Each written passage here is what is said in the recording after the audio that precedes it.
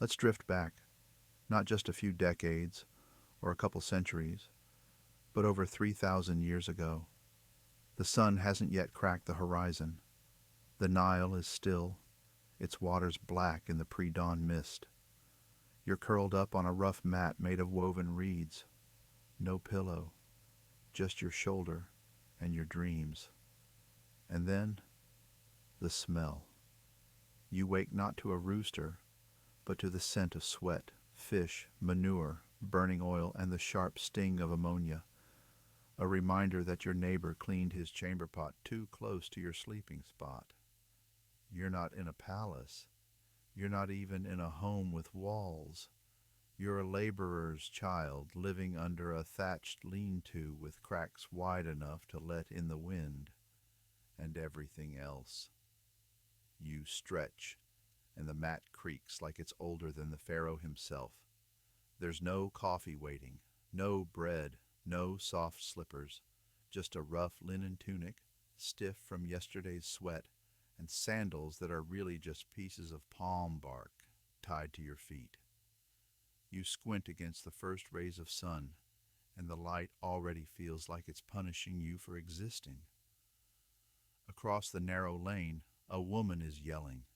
She's accusing her neighbor of stealing her fish. He's denying it, loudly. You don't need to look.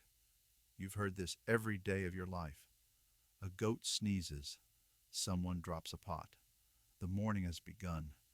You step out and your foot sinks into wet clay, maybe from last night's Nile flood. Maybe not. You hope it's clay. You don't ask. You begin your day like every ancient Egyptian peasant, by surviving it. You wash your face in a communal water pot that hasn't been cleaned since the reign of the last dynasty. You smell like everyone else, like Nile mud, garlic, sun, and dust. That's the perfume of the common folk. The Nile glistens in the distance. People worship it, offer to it, fear it. And yet, it's also where your mother washes your clothes, where your neighbor dumps waste, and where the local priest throws sacred offerings. All in the same current. Breakfast? You chew on a piece of flatbread so hard it could double as a roofing tile. It's not soft. It's full of grit, because the flour was ground between stones that shed into the mix. You're 5 years old and already missing 2 teeth. You drink beer. Yes, beer. Not the party kind. This one is warm, thick like porridge, and slightly sour. Children drink it because it's safer than water.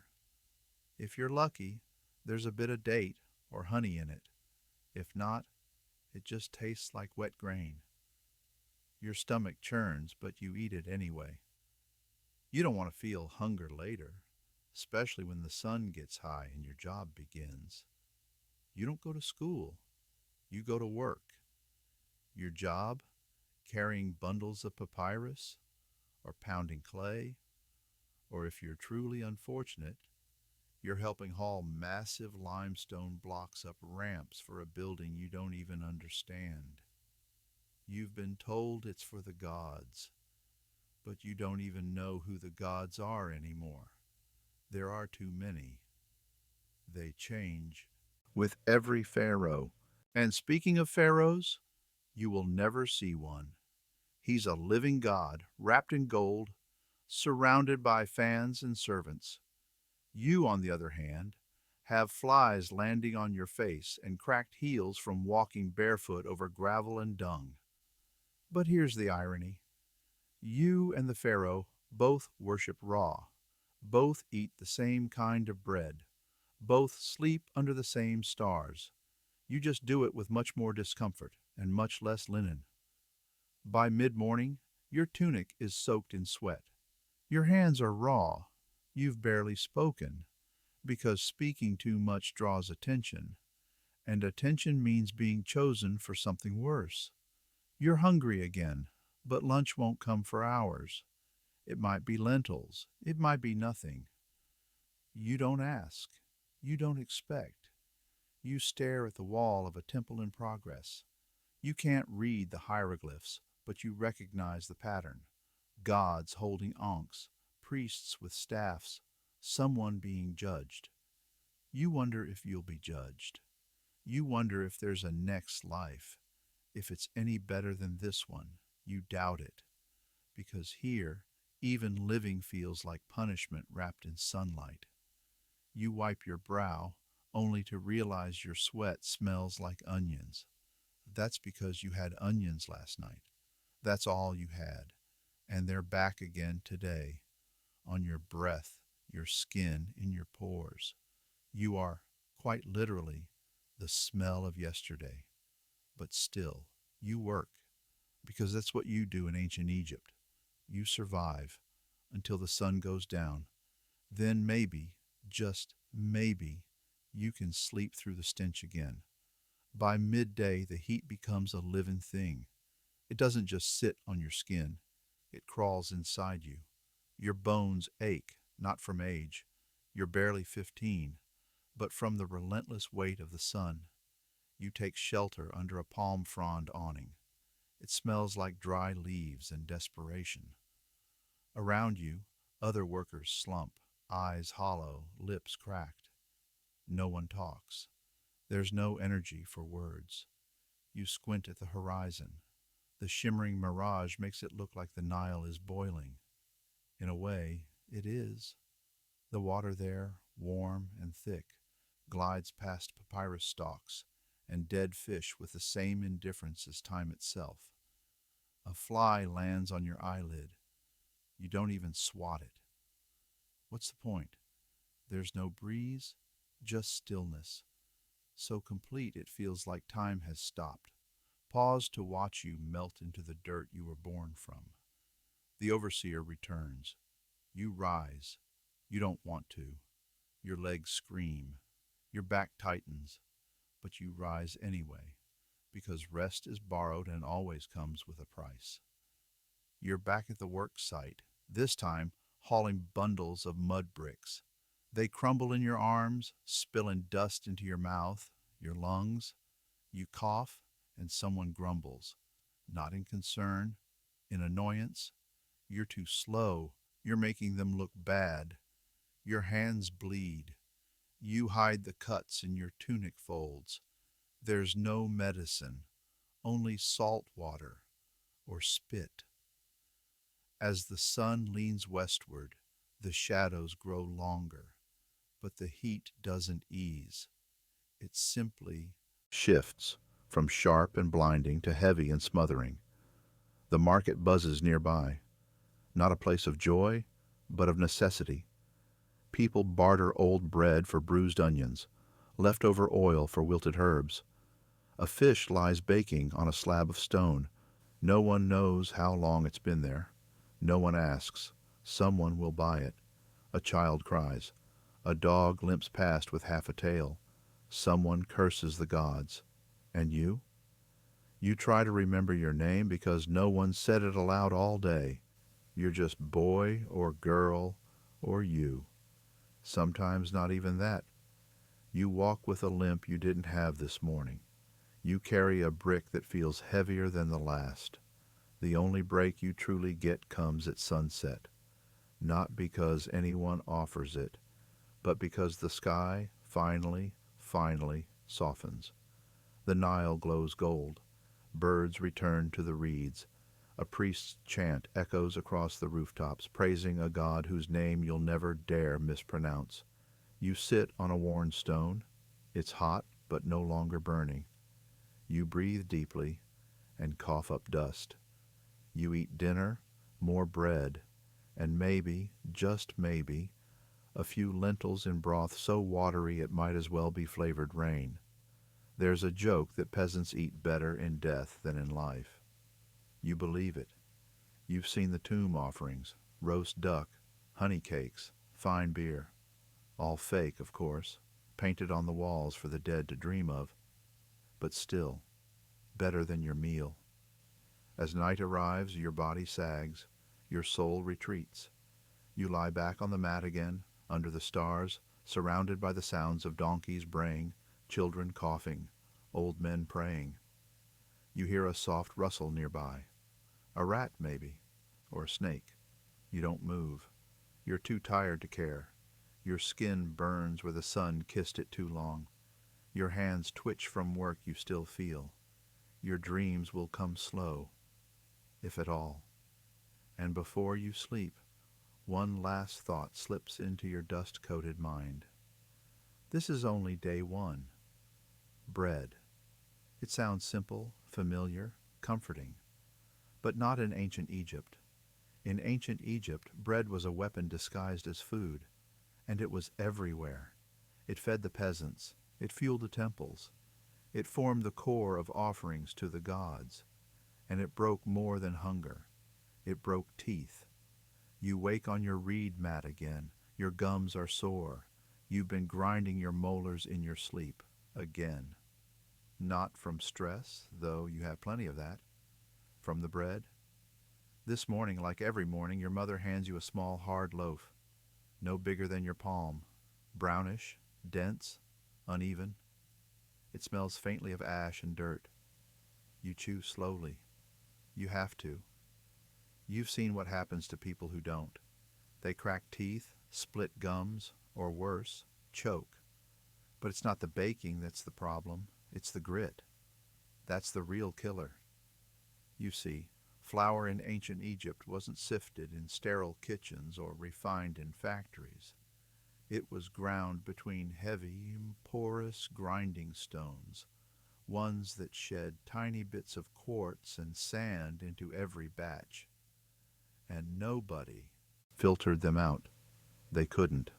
Sand was everywhere, in the flour, in the wind, in the walls, in your hair, between your toes. But in bread, that's where it did the most damage. By the time you're 25, you've worn your molars down to flat, yellow stumps. You chew sideways like an animal. Your gums bleed, and every bite carries the risk of pain that won't go away. You've heard of a man who died of jaw infection, not battle, not plague, bread. Your grandfather is nearly toothless. He mashes his bread in a clay bowl, softening it with beer until it turns to a gritty mush. You do the same when no one's looking. It still tastes like sand, only wetter. Some bread is worse than others. Temple bread, the kind made for priests or offered to the gods, is made with finer flour, sifted, sometimes twice, reserved for the pious and powerful. Your bread? Made by your mother in a dusty corner of your home, over an open flame, using flour that's as much stone as grain. She doesn't complain. She just shrugs. This is what we have. And what you have is emmer wheat, the crop of the gods and of peasants alike. Emmer is tough. It's fibrous. It's hard to digest unless boiled, ground, and pounded. That's why you eat it with beer. That's why your stomach gurgles every night. On rare days, there's a bit of honey in the mix, maybe a dash of date, maybe a sprinkling of coriander if someone has died and there's a funeral offering to share. But most days, it's bread, hard, flat, gritty, sometimes hot, often cold, always coarse. And if you're lucky, if today is a good day, you might get a sour loaf from the market, tangy, cracked, cooked in a public oven that smokes like it's fueled by the underworld itself. But even that is a luxury, because bread isn't just food, it's currency. Your work is sometimes paid in loaves. Your prayers are accompanied by loaves. Your burial, when it comes, will include loaves. You will be surrounded by it, always, and yet never truly satisfied by it. Because in ancient Egypt, bread doesn't feed the soul. It wears the body down, one tooth at a time. You return home from a day of hauling, sweating, bleeding, and the first thing your mother hands you isn't water, or a blanket, or even a kind word. It's another loaf of bread. She places it in your hand like a blessing, but you receive it like a burden. You sit on the ground and bite into it slowly, Crack. You wince. Was that a pebble? Number just the usual flour and stone. Your tongue is tired of sifting the grain from the gravel. Your jaw aches like it's being slowly chiseled down. You suck on a chunk to soften it, hoping your saliva can do what no oven ever could. And yet, bread is life. Without it, you'd starve. Without it, no one would hire you. Without it, even the gods won't speak to you. At the temple, offerings are stacked in neat rows, perfect loaves, rounded and golden. These are sculpted to please Ra and Osiris, not for eating, never for the poor. In fact, you've watched priests throw loaves into the fire after rituals just to send them into the spiritual realm. You once thought about stealing one, but then you heard the story of the man who did. They say his tongue turned black. They say he vomited every meal for a month. They say the gods cursed him with hunger so deep he ate clay before he died. You're not superstitious, but you didn't steal the bread. Your friend Ket works at a state bakery near the grain silos. He says the work is endless. The ovens never cool. The flour never stops coming. They use huge ceramic jars, beat the dough with sticks, and bake under stone slabs that radiate heat like miniature suns. Sometimes the bakers go blind from the smoke. Sometimes they die of dehydration. Sometimes they fall asleep and never wake up. Still, it's better than quarry work, and they get first pick of the broken loaves. During festival days, the bakeries make sweetened bread shaped like animals, ducks, fish, even little scarabs. Children fight over them, though the sweetness barely masks the grit. They're not for fun, they're for rituals. Bread shaped like fish is for fertility. Bread shaped like doves is for peace. Bread shaped like your worst memory? Well, they don't make that kind. Not yet. When someone dies, there is bread. At the funeral, funerary loaves are stacked beside the corpse. Dry, cracked, decorated with faint glyphs if the family can afford the engraving. You've seen tomb paintings of servants carrying baskets of loaves into the afterlife. The artists always draw them full, round, divine. But here's the secret. Those loaves weren't real. They were clay replicas, offerings that look like food, but can never feed you. So when your time comes, and they bury you beneath sand and brick, they'll place clay loaves beside your wrapped form. You will be hungry in the dark, and you will reach for stone, and you will remember. This is exactly what you ate in life. As you drift to sleep that night, your teeth aching, your jaw sore, you press your tongue to a sharp corner inside your cheek. You're not sure if it's a cut or just a piece of bread that never left. You wonder how long it will stay there. Forever, maybe. Like the sand in your bones, like the bread in your blood, like the crumbs you'll carry into eternity. In ancient Egypt, the sun isn't your friend. It isn't a warm light through the window or a golden glow on the fields.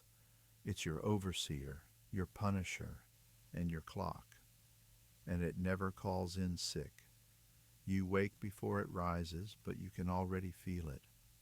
The heat lives in the earth, held from yesterday. The air itself is heavy, like you're breathing through cloth soaked in oil. Your tunic is already damp. You haven't even moved. There's no breakfast today, just leftover beer in a cracked clay cup and a few olives wrinkled by time. Then comes the horn. Low, long, dull, work begins. You carry your tools, a copper chisel, a reed basket, a mallet worn down from hundreds of days just like this. You're headed for the construction site. Today it's more tomb work, more hauling rubble for someone else's eternity. The sand crunches beneath your feet like you're stepping on salted fire. The wind doesn't blow, it waits.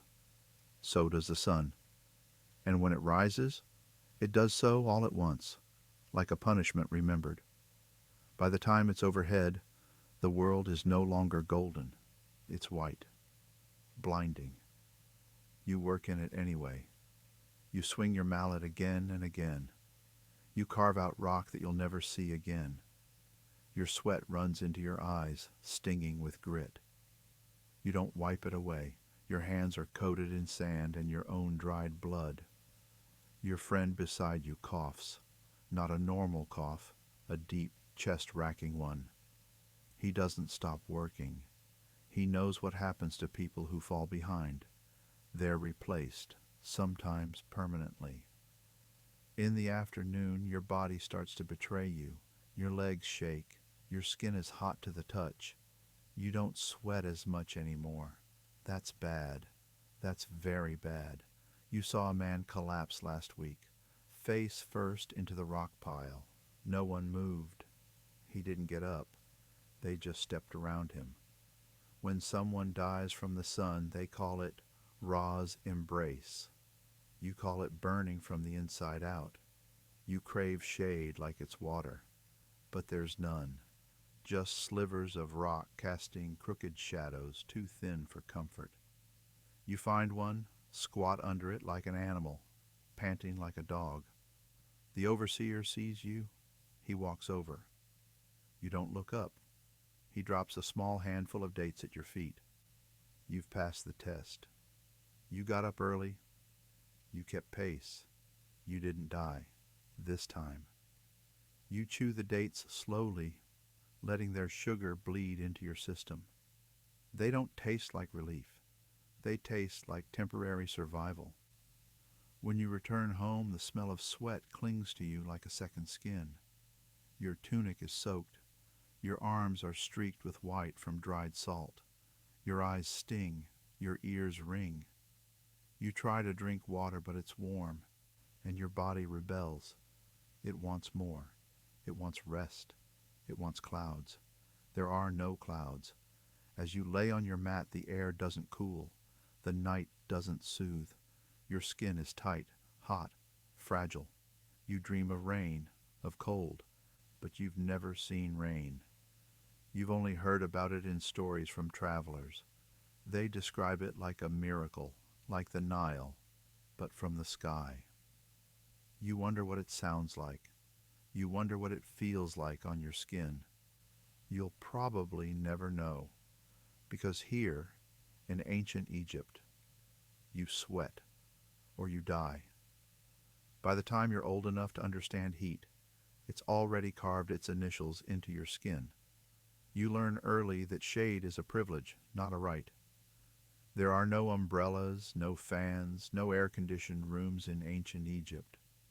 Only corners, walls, and the backsides of animals if you're lucky enough to walk behind a cow. Even inside, it's hot. Thick walls of mud brick trap heat like ovens. You press your hands against them, hoping for coolness. There is none. You sweat in your sleep. You sweat when you stand still. You sweat while eating. There's no escaping it.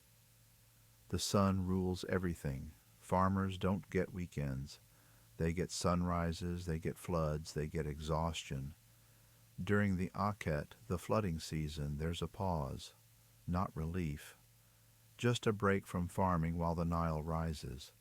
But even then, work doesn't stop.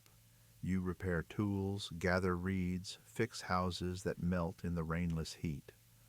When Pare, the growing season, arrives, you're up before dawn, again, sowing seeds into the cracked soil, hoping the silt from the flood will be enough to make something grow. In Shimu, the harvest season, you're racing the sun. Cut, bundle, haul, repeat, repeat, repeat. You don't track time by hours. You track it by how many times you've had to wring the sweat out of your tunic. You once asked a priest why Ra rides across the sky every day. He said, to bring light. You said, then why does it feel like fire? He told you it was your impurities being burned away. That suffering was cleansing. You didn't respond. You were too busy fanning your sister with a reed leaf because she couldn't move from heat stroke. The gods may have ridden golden boats across the heavens, but you walked on blistered feet through sand that could cook flatbread if left long enough. You've seen what sun does to the dead. Their skin dries into leather. Their eyes cave inward. Their bones bleach in the open air like forgotten offerings. You wonder if you'll look like that one day. You wonder if you already do. Water is both sacred and dangerous. You drink from shared clay pots, hoping no one coughed in them, hoping it's clean. It never is. Your mother warns you about swamp fever, but she still dunks jars in the shallows. Your brother once dove into the Nile to cool off. He came out shivering. 2 days later, he never woke up. The priest said the Nile took what it gave. You said nothing. You just avoided the water after that. At night, you lay on your back and listen to the stillness. You can hear your own heartbeat, loud and hot in your ears. Sometimes you think it's the drum of the gods. Sometimes you think it's the sound of your body boiling slowly. There are no breezes in your dreams, just sun, always sun, even behind closed eyes. And so, as the stars blink weakly above, you whisper one wish, again and again, into the dust. Just one cloud, please. But the sky never answers, and the sun is always waiting, because in this land, this hot, relentless, golden land, you sweat or you die. You can't see the air. But in ancient Egypt, you can feel it, scratching your throat, coating your tongue, crawling into your lungs like an invisible swarm of insects. You take a deep breath and regret it, because the air is not empty. It is sand, smoke, and something sacred that never feels clean. The first thing you smell each morning is ash. Your mother rekindles last night's fire with dried dung. It smolders in the corner of your one-room home, turning the space into a smoke house of poverty. The smoke stings your eyes before it feeds your belly. You choke a little while tearing off a bit of bread that tastes like last night's flame. You step outside for fresh air, but there isn't any. The wind begins to rise. You know the pattern. You cover your mouth with the edge of your tunic. It's instinct. You've done it since childhood. Everyone does. But it's never enough. The sandstorm rolls in from the west, a wall of dust tall as a temple and faster than your thoughts. You brace yourself, close your eyes, lower your head. Still, it finds you. It always finds you. Tiny grains force their way into every part of you. Your hair, your ears, your eyes, your lungs. You cough hard, once, then again. You try not to panic as your chest tightens. There's no running, no hiding. Not unless you live in a palace. And you don't. You just sit against the wall and wait. The air gets thicker. Everything goes brown. It lasts 5 minutes, or 5 hours. Time becomes grit and breathlessness. When it passes, your teeth feel gritty. Your nose is bleeding. You wipe it away and move on. This is normal. In the temples, the air is different, but not better. You once went to a festival at the Temple of Karnak. Not as a guest. You were helping your uncle haul clay jars of wine for the priests. Inside, the stone halls swallowed the sun. They lit the way with oil lamps and sacred incense, resin from frankincense trees, myrrh, acacia. They said it purified the soul. You weren't sure. It made your throat close and your eyes stream. The scent clung to your clothes for days, mingling with the sweat and smoke from home. You felt like you were carrying the gods inside your lungs, and they were heavy. Then there's the market. It smells like everything at once: spices, animals, open wounds, sewage, roasted fish, fresh blood, spoiled onions. The air is thick and loud, a living thing that presses against your face and whispers, "Don't stop moving." You hold your breath as you pass the butcher. Flies hum like bees. A headless goose swings from a hook. You step around spilled oil that looks like ink, and you breathe again, right into the scent of 10 other people. There is no space in this city, no silence, no air that belongs only to you. Even at night, in your home, on your mat, the air is not yours. You hear your father cough. He's been coughing for weeks, a dry, shaking sound that echoes through the dark. You've heard the story of the potter who stopped breathing one night. The dust from years of shapen bowls filled his lungs. His family said the gods took him in his sleep. You think the dust did. You inhale slowly, feel the grit scratch your throat. You close your eyes. You dream of wind that cleans, not suffocates, of air that feels like water, not fire. You've never known it. You probably never will, because in ancient Egypt, the air is not for peace. It is for survival, and even that isn't promised. There's a fire near the river. You see it from your rooftop, thick black smoke rising like a pillar to the heavens. A house is burning. No one screams. Fires are common. No fire brigade will come. The Nile carries the ashes like it carries everything else, without concern. You watch until your eyes sting. You turn away before the coughing starts. Later, you ask the elders why there are so many fires.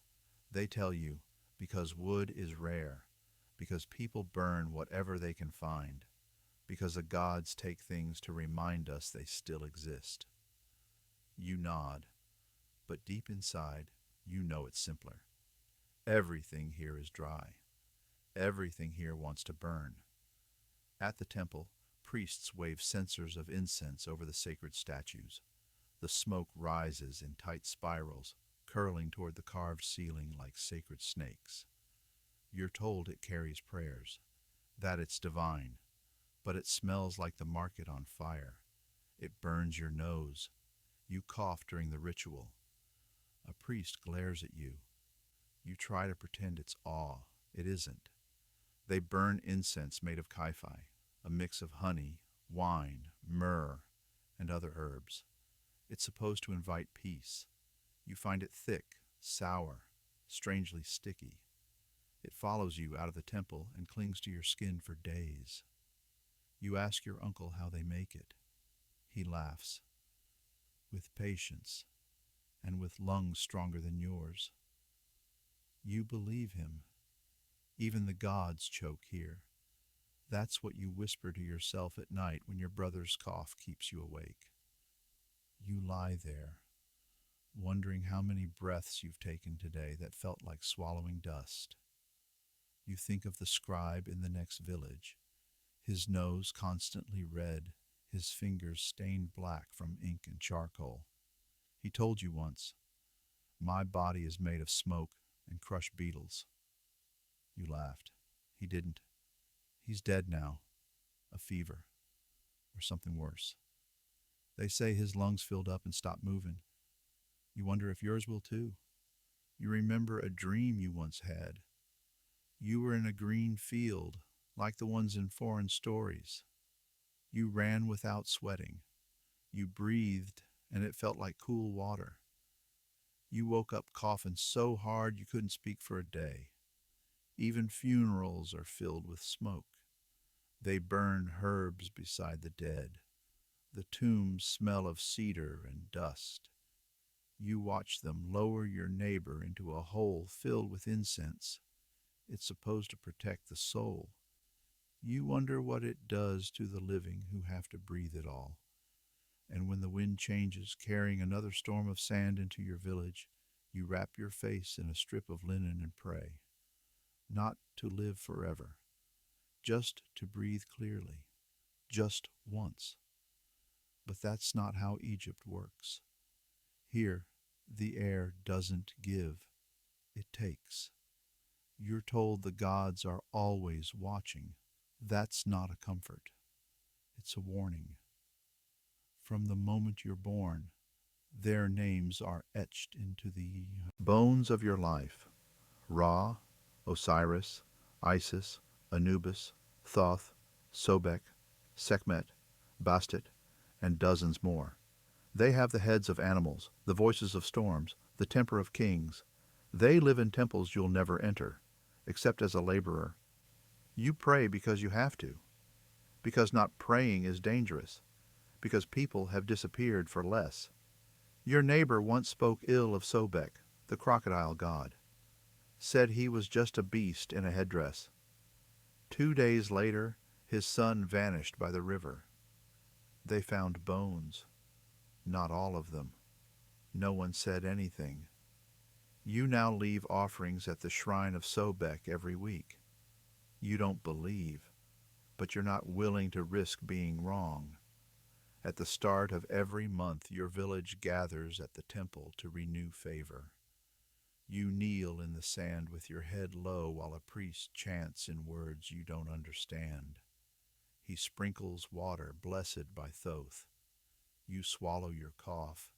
He smears sacred oils on a goat's horns.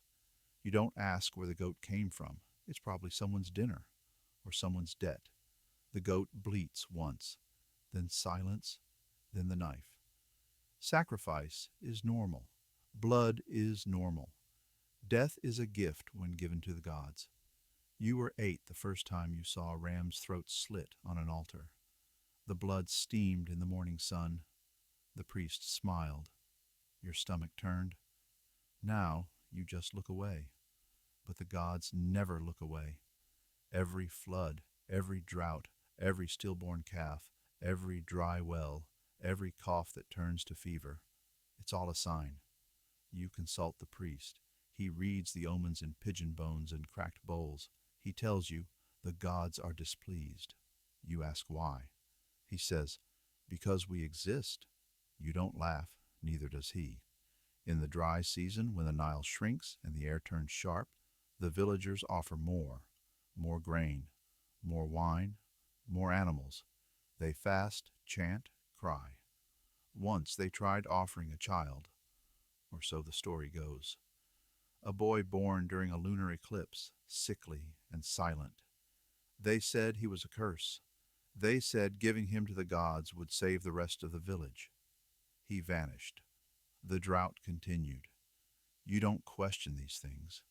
You just pray harder, because maybe, just maybe, if you say the right words, burn the right oils, kneel the right way, you won't get sick.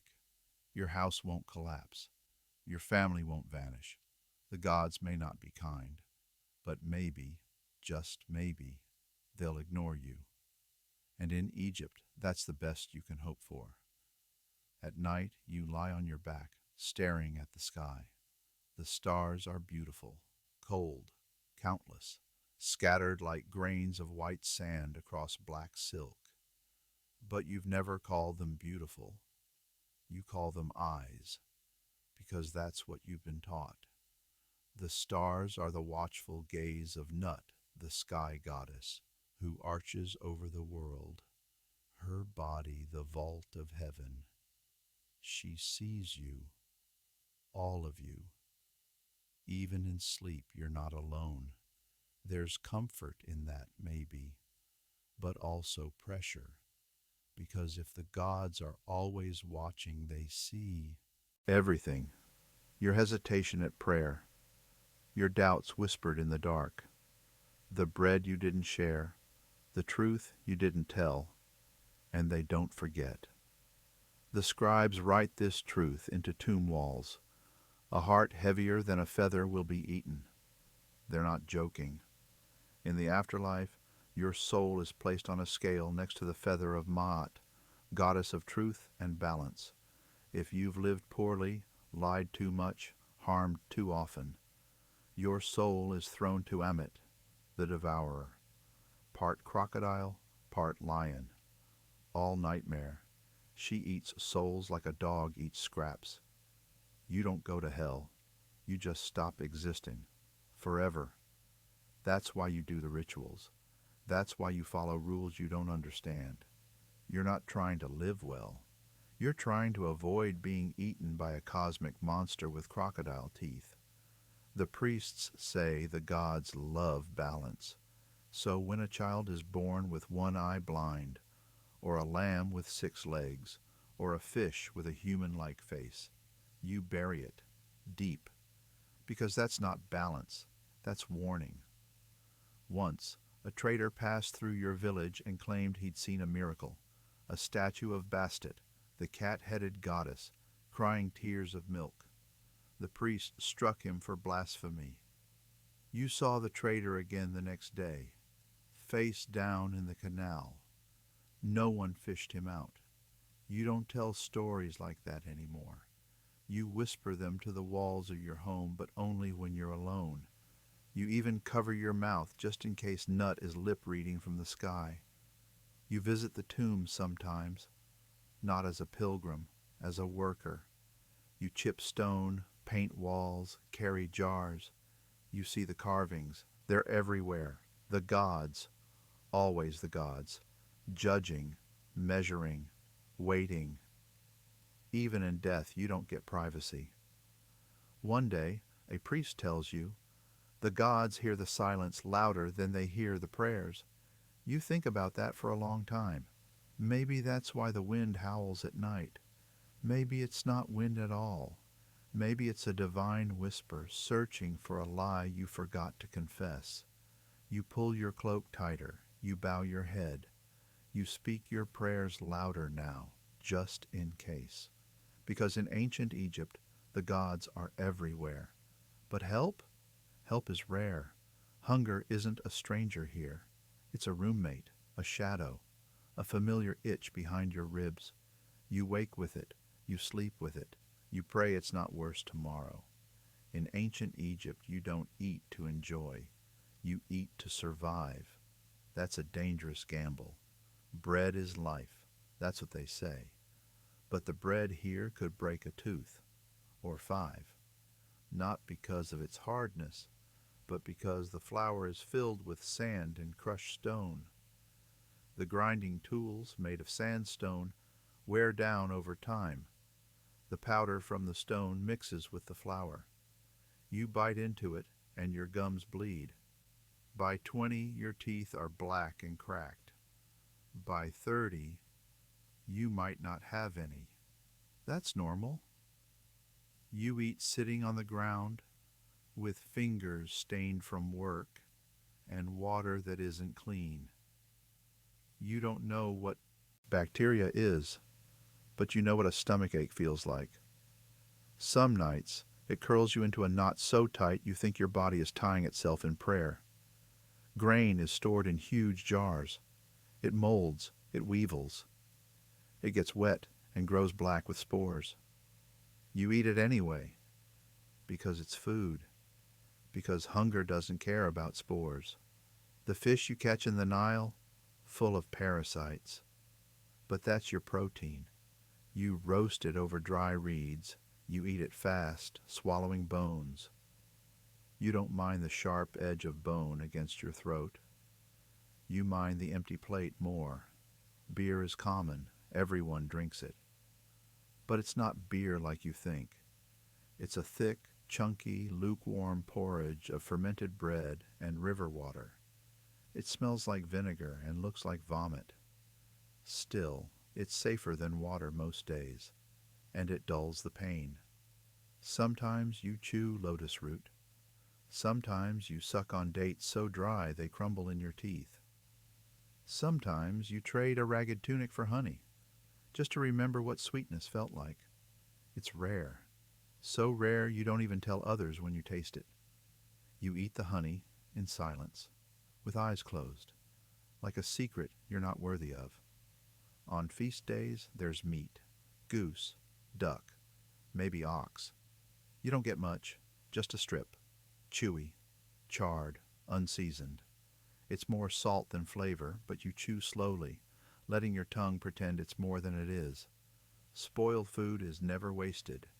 It's buried in spice, or smoked over dung fires, or soaked in old wine to mask the rot. It still smells wrong, still tastes off. You eat it anyway, because food is food, and every bite is better than an empty bowl. You once saw a child collapse after eating stew. His lips turned purple, his eyes rolled back. He shook, then stopped. They said it was a curse, that the gods were angry. But you saw the pot. It was green inside, slick with mold. You didn't say anything, because sometimes silence is survival. Your mother says garlic keeps you strong. So you chew a clove every morning, even though it burns your tongue and makes your breath smell like a corpse in the sun. You don't mind. You've seen what weakness looks like here. It's thin arms that can't lift a basket. It's a cough that doesn't stop. It's a belly that swells while ribs poke through skin. Garlic is cheap protection. You pray it's enough. The priests bless the harvest, but they don't eat with you. They drink wine from cool cellars and eat figs from silver plates. You suck marrow from cracked bones. They say it's the will of the gods. You say nothing. You just chew. Once, you found a beetle in your porridge. You flicked it out and kept eating. It was the best meal you had that week. The beetle meant there was protein.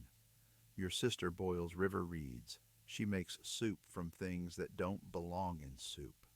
Bark, spoiled onions, wilted herbs, crushed eggshells. You sip it slowly, trying not to taste anything too specific. You feel full, kind of. You feel sick, definitely. Still, you smile, because she cooked. And food made with love always tastes better, even when it might kill you. Then there's the famine years. You don't talk about them much, but you remember. People boiled leather straps, ground bones into powder, and stirred them into paste. Some said rats were a blessing. You believed them. You caught 3. You shared them. You prayed they weren't diseased. Not all deaths are quick. Some begin with a meal, a fungus in the barley, a fly in the butter, a worm hiding in the fig.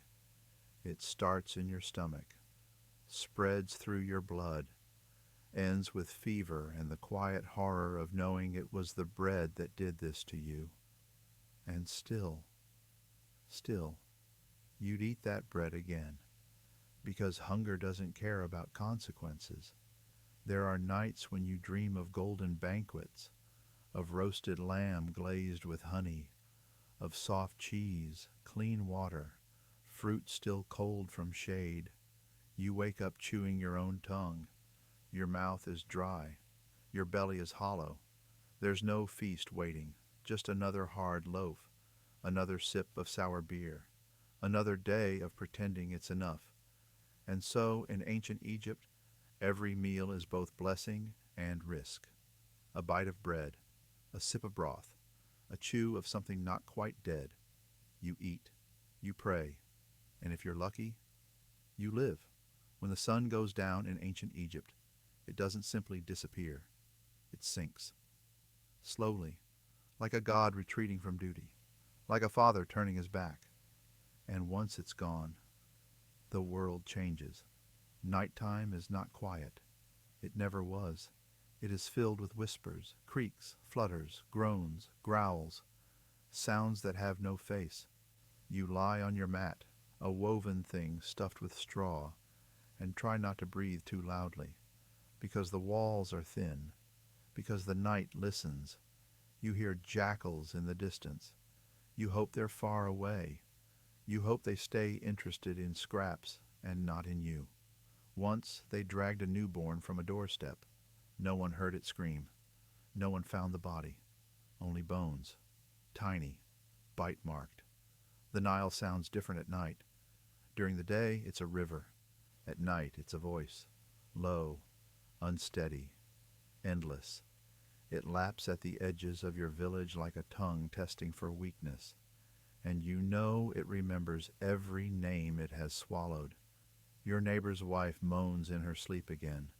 She's been sick for days. A fever that cooks the inside while her skin stays cold. She mutters things that don't make sense. Names no one recognizes. Your mother says it's the gods speaking through her. You think it's something else, something older, something angry. Far off you hear a scream, short, sharp, human. It ends quickly. No one moves, no one asks, because asking invites knowledge, and knowledge is dangerous here. The wind rises, it hisses through the cracks in your walls, pushes against the clay like breath. You pull your cloak tighter. You whisper a prayer to Bess, the dwarf god who guards dreams and keeps monsters away. But you're not sure if he's listening. He has a lot of people to protect, and not everyone survives the list. You hear footsteps, software shuffling, too slow to be confident, too fast to be natural. They pass your door, then stop. Your blood freezes. You wait. You listen. Nothing. Then, a sneeze. A donkey, probably. You hope. Sleep does not come easily. You drift in and out, always halfway to waking, because the dark is a space you cannot trust. And in Egypt, darkness is not emptiness. It is presence. You hear someone crying, not sobbing, not loud, just crying. A thin, broken sound, like someone trying not to be heard but needing to be. You don't go look. You never go look. Because in Egypt some sounds aren't for you, some are tests, and the gods are cruel examiners. Once, a man followed the sound of weeping past the village boundary. He never came back. They found his sandals, one upright, one sideways, no footprints leading away, just sand, too smooth, too quiet, like someone had swept the earth clean of his existence. Thieves walk at night, not many, but some, desperate ones. They don't want money. They want grain, a blanket, a scrap of cheese. You once caught one in your yard, a boy no older than your cousin, eyes wide, hands shaking. He didn't run. He just asked for water. You gave it to him. He cried, then vanished. The priests say spirits roam after sunset. Ancestors sometimes. Demons, if you're unlucky. They say if you feel a sudden cold wind touch your shoulder, don't turn around, don't speak. Just close your eyes and breathe through your nose and wait, because if you acknowledge it, it knows you saw it, and it might follow you home.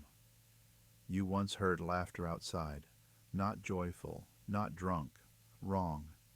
It echoed like a clay pot breaking over and over. It didn't stop for a long time. You still don't talk about it. Sometimes someone in the village screams themselves awake. They run into the square yelling about fire or snakes or gods. They tear at their clothes, they scratch their faces, they speak in tongues. You hold your family close and pretend not to hear, because madness is catching. And if the gods see you looking, they may think you're ready for a vision too. The lucky ones sleep through it all. The rest of you, you wait for dawn like it's salvation. You count your breaths. You keep your ears open. You pray not for dreams, but for silence. Because in ancient Egypt, silence is rare. And the night is never truly empty.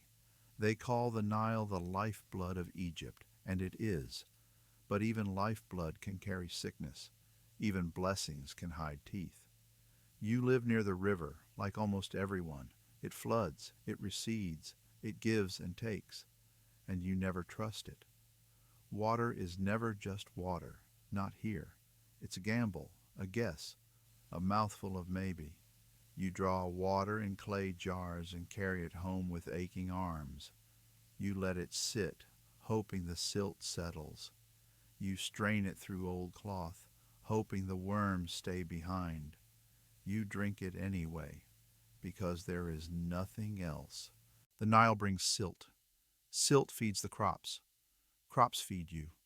But the Nile also brings rot, dead fish, animal droppings. Sometimes, human bodies. The first time you saw one, you were 10.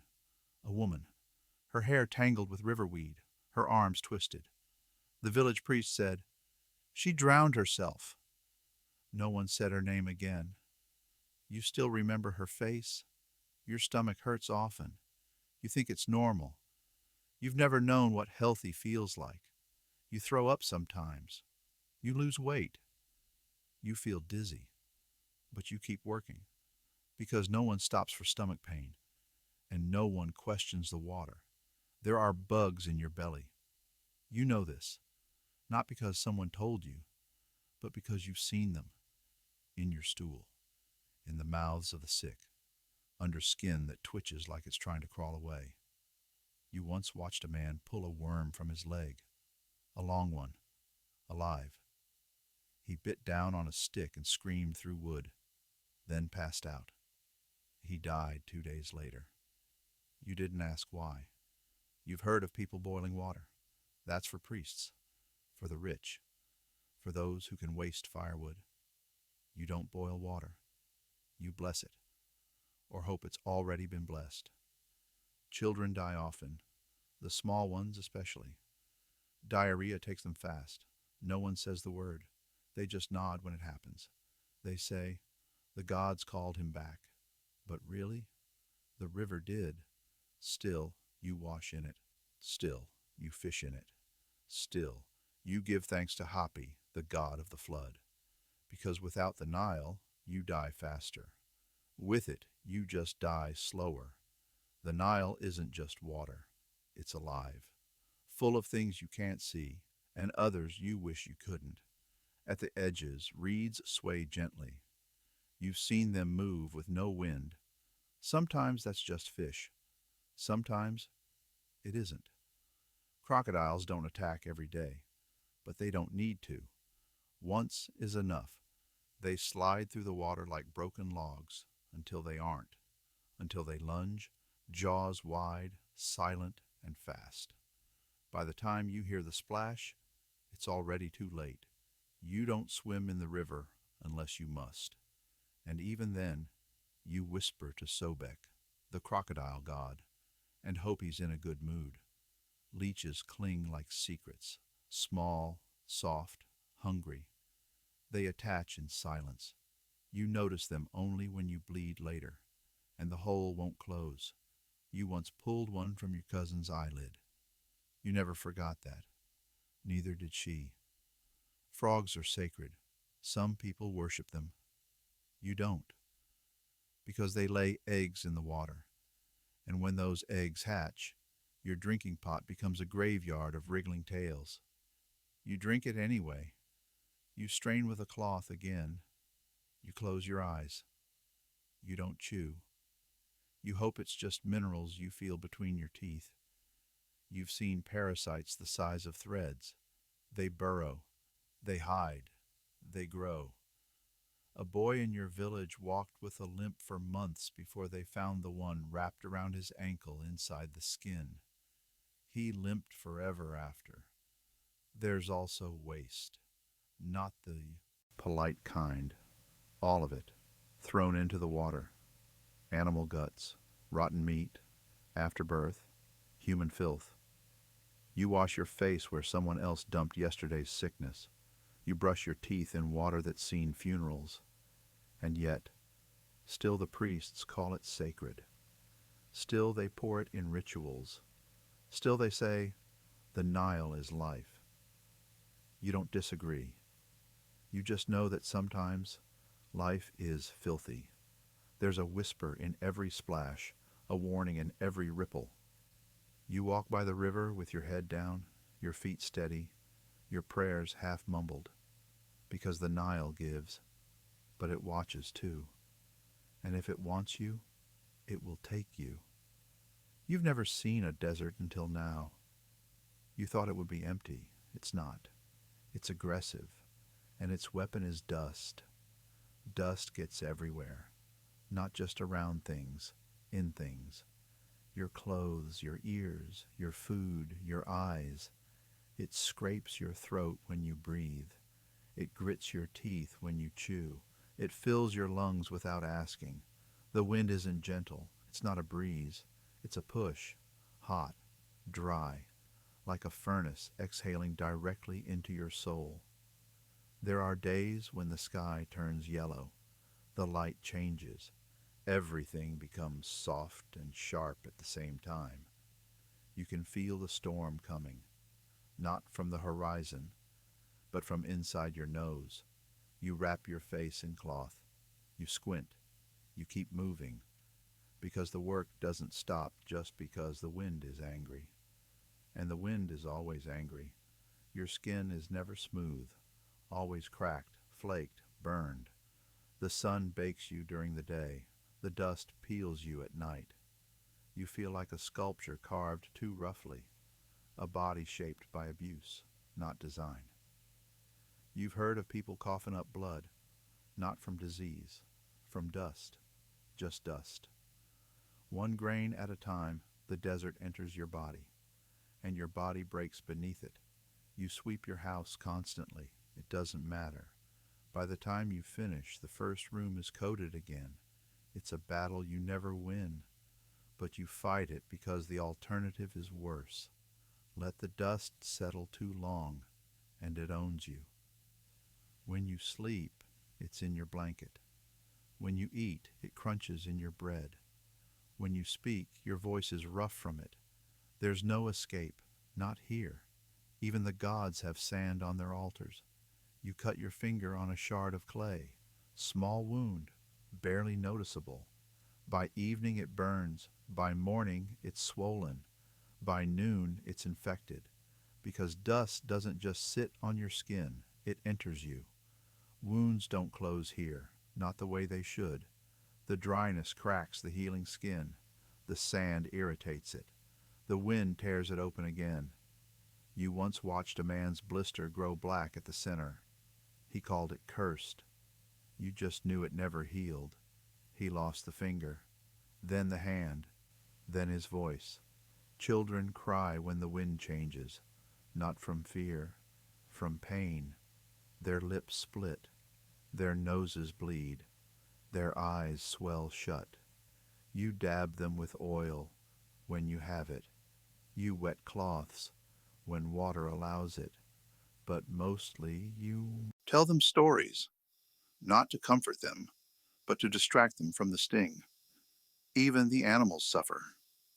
Goats with cracked hooves, dogs with raw ears, donkeys that squint until they walk into walls. There is no mercy in the air, only endurance.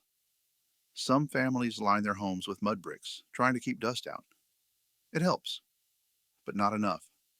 There's always a layer, a whisper of the desert on every surface, a reminder.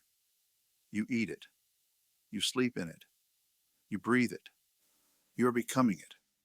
You're not a person anymore. You're a sack of dust and bones held together by will. The priests say it is sacred. That sand holds memory, that the wind carries the whispers of ancestors. You believe them because you've heard it. In the middle of the night, when the wind howls just right, you hear voices, faint, urgent, not your own. You listen, and then you close your eyes tighter, because in Egypt the wind never forgets, and it's always hungry. You wake up and whisper a prayer before standing, not out of gratitude, out of fear, because in ancient Egypt you don't own your life. The gods do. They're everywhere, in the river, in the wind, in the grain, in your dreams. You're not a person, you're a servant. Your breath is borrowed, your time is watched. Miss a ritual, your crops die. Step on a scarab, your child gets sick. Forget a temple date, you lose your cow, your house, your luck. Maybe all of it. The gods have names: Osiris, Anubis, Rudothoth, Bastet, Sekhmet, and each one holds part of your fate. You can't keep track of them all, so you make offerings often, just in case. Better to give too much than not enough. You wear amulets carved by someone you don't trust, but they swore it's blessed. You whisper to household gods with cracked ceramic faces. You leave food out for spirits that might not even exist. Because it's not about belief, it's about protection. Someone in your village just died. They weren't old, they weren't sick, they just stopped. You say the wrong god was ignored, or maybe a curse. You don't ask. You just bow your head and give thanks it wasn't you. You once saw a child punished by a priest for laughing in the wrong part of a ritual. Laughter invites chaos. Chaos invites Set, and Set destroys everything. The child cried. So did their mother, but no one intervened, because the gods must be honored more than hearts must be protected. You've seen things: statues that bleed, cats that speak, storms that follow funerals. You never tell anyone, because if it's true, the gods already know. And if it's not, then why did your skin go cold when it happened? Your world is full of symbols. A bird in the wrong place means a funeral. A broken jar means betrayal. A black dog at the door means someone will die. Sometimes you're sure it's superstition. But then the jar breaks, the dog appears, and someone always dies. You walk carefully. You speak softly. You pray daily, because in Egypt you are never alone, and being seen isn't always a blessing. Death isn't the end. Not here. It's a trial. When you die, your family weeps, not just for grief, but for fear. Because if they don't follow every burial ritual perfectly, you won't rest, and you might come back. Your body is washed, your nails are trimmed, your mouth is opened, literally, in a ritual to let your soul speak again. You're dressed in linens, wrapped tight, stuffed with charms, oils, and prayers. But even with all that, your journey is just beginning. The underworld isn't hell. It's complicated. You must pass through gates, face demons, speak secret names, answer questions only priests know. And then, if you're lucky, you reach the Hall of Ma'at. There, your heart is weighed against a feather. Yes, a feather. If it's lighter, you're pure. If it's heavier, it means you lived with sin. You lied, you stole, you cheated. Your heart remembers everything. If you fail, a beast named Amit eats your heart. Part crocodile, part lion, part hippo. All judgment. You don't get reborn. You don't get punished. You just stop existing. Forever. If you pass, you enter the field of reeds. It's not heaven. It's Egypt, but better.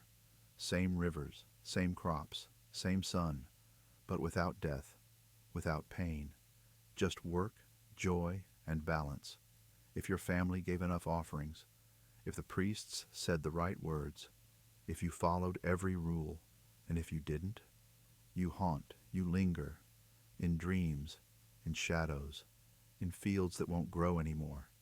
You become a lesson, a warning, a name whispered at night when children refuse to behave. You don't want that. So you lived carefully. You watched the stars. You lit candles. You never cursed the gods, even when they were silent, because in ancient Egypt, the gods watched you live, and they will watch you die, and they will decide what comes next. Congratulations. You made it through 10 chapters of sweat, fear, silence, rot, and gods. But now you understand. You wouldn't have lasted a day in ancient Egypt, and if you did, it would have haunted you forever.